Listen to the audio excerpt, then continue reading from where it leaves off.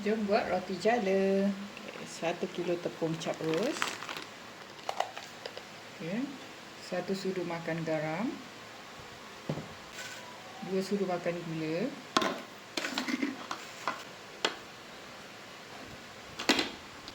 Gaul-gaul sebatikan dulu.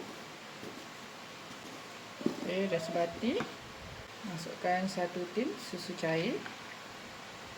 Masukkan 3 biji telur ayam. Masukkan 120 ml minyak masak. Masukkan esen vanila. 1 penutup. Masukkan 1 sudu makan pewarna kuning. Kemudian gaul-gaul sebatikan. Kat sini ada 1200 ml air masak.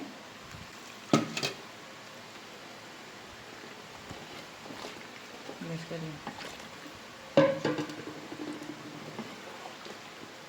Adunan ni masih ada ketul-ketul, jadi Cik akan kisarkan adunan ni.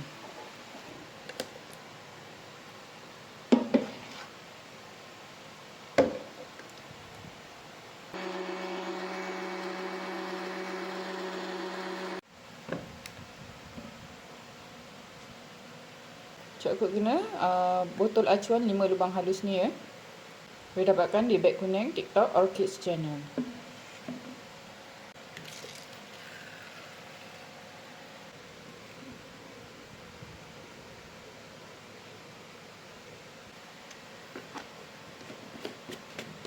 Untuk pertama kali letak minyak sikit saja.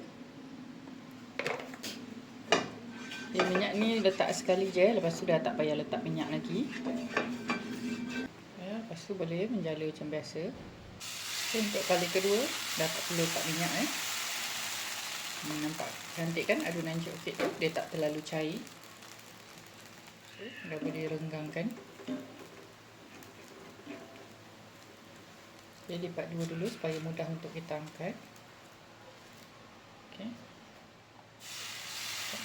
Adunan dia sangat cantik. Dia tak cair pun senang mudah. Senang untuk kita menjala.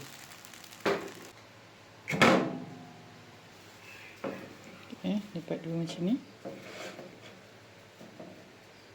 Ulangkan macam biasa.